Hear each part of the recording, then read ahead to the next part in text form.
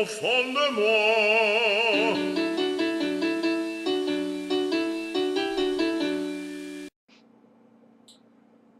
Welcome to Disturbing Ideas. I'm Pat Boyle. Each week, we present an idea that is indisputably true, but which is seldom discussed anywhere else because it makes people uncomfortable. Tonight, we discuss Obama's brain. President Obama's brain and what's inside it affect millions all over the world, but most commentators won't discuss it. This episode will strike some as controversial. Maybe so. Consider this.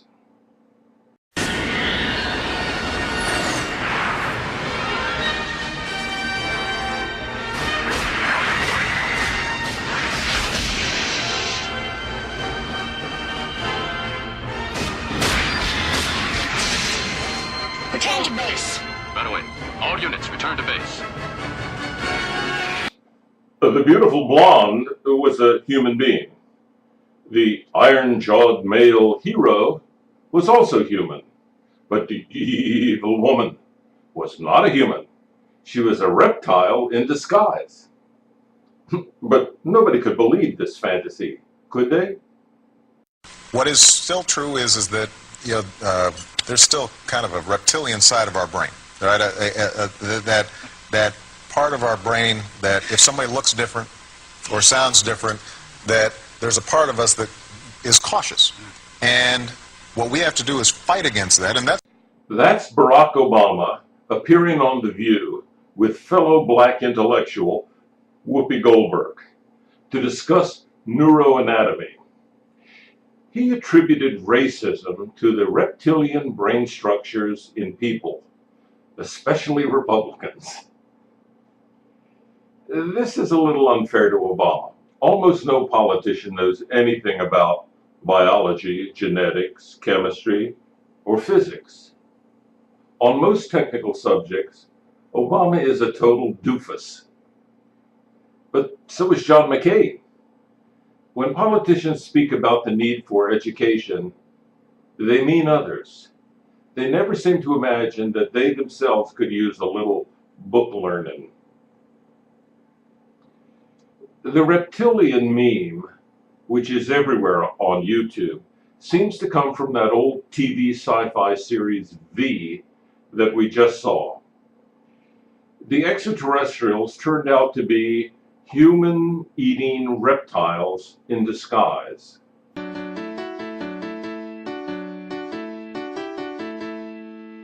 But there's also the less wacky triune brain theory, popularized in Carl Sagan's book, The Dragons of Eden. In that theory, the human brain is composed of three sections: the reptile brain, the mammalian brain, and the human brain. More conventionally, these are called the basal ganglia, the limbic system, and the neocortex. This is a legitimate neuroscience theory proposed by Paul MacLean, a legitimate neuroscientist. He did that about 1960, but today it's not considered serious science.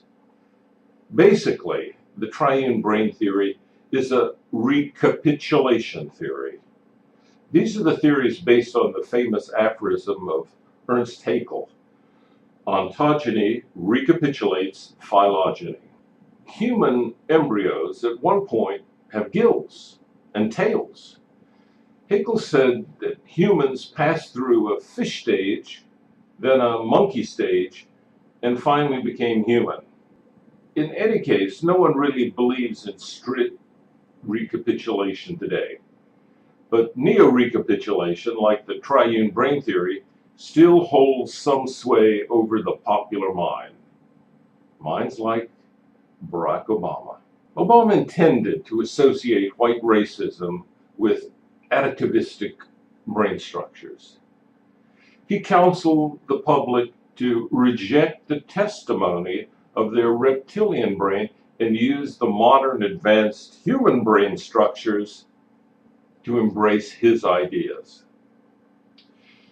It's troubling that the world's most powerful man holds such crude approximations of real knowledge. The brain is indeed partitioned hierarchically, but not the way he thinks. Triune brain theory is nowadays considered not so much a theory as a heuristic.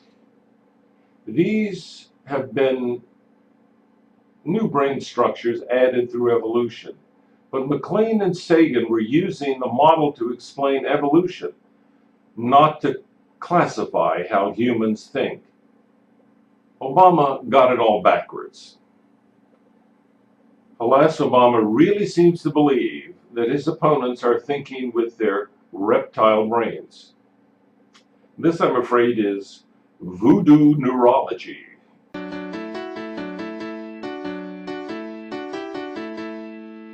There is something to be learned about brain anatomy, but it's not the difference between the cortical and the subcortical. Forget the limbic system and the basal ganglia. It's all in the size of the neocortex. Black people have smaller neocortexes than white people. This is a fact no longer in serious dispute. The Marxist paleontologist Stephen Jay Gould wrote a bestseller a decade or so ago, claiming that this was not true.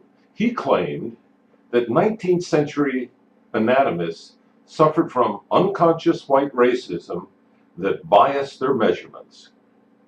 Now, Gould himself took no measurements. He just, in his armchair philosopher mode, attributed any finding he didn't like to the character flaws of his opponents.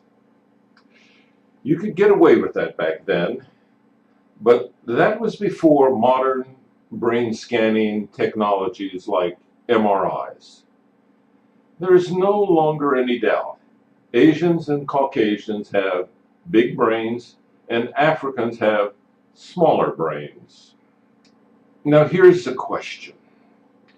If all of this was just white racism against blacks, as Gould and Obama contend, why do the Asians do so well in all of these studies of brain size and IQ? Why do these white anthropologists and biologists say that Koreans, Chinese, and Japanese have the biggest brains? The earlier, more primitive areas of the human brain are pretty much the same in all races. What Barack Obama likes to call the reptile brain is about the same in blacks, browns, and whites. So is the limbic system. All of these structures were set long before human races evolved. It is in the neocortex where there are demonstrable racial differences. So Obama is wrong, profoundly wrong, stupid wrong, silly wrong. It isn't that some people use their reptile brains while others use their human brain. All humans think with their neocortex. You could no more think with your basal ganglia than you could think with your kidney. The limbic system deals with hunger and thirst, not politics. The basal ganglia deals with things like blinking your eyes, not your party affiliation.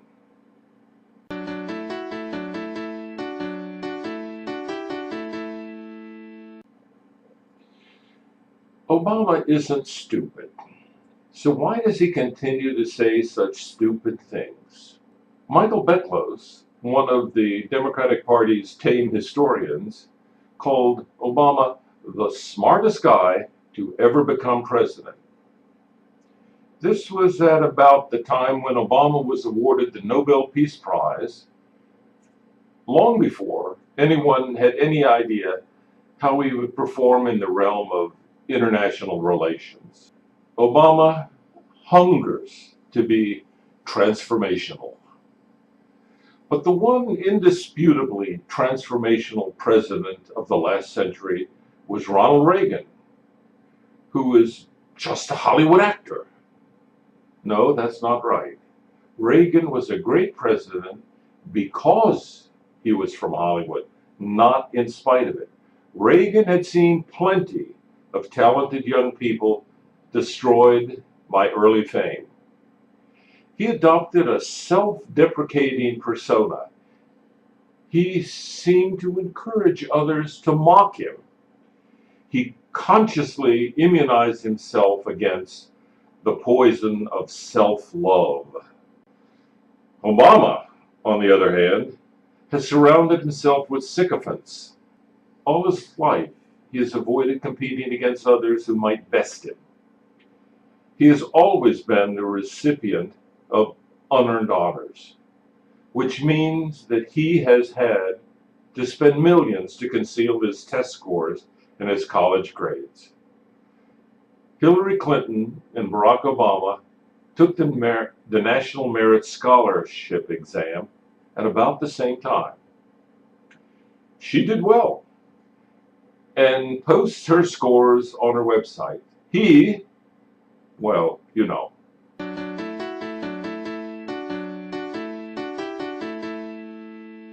In the Roman Republic, the imperator made his triumphal chariot with the slave who whispered into his ear, "Remember, thou art mortal."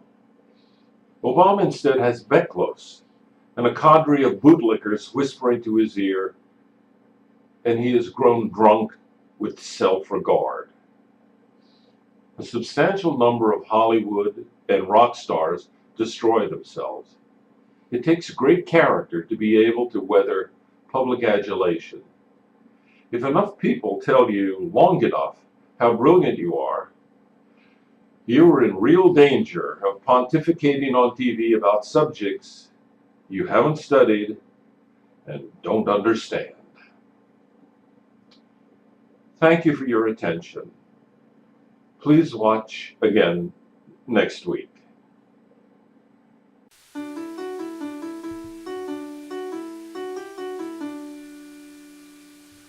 C'è mille son du cor, le soir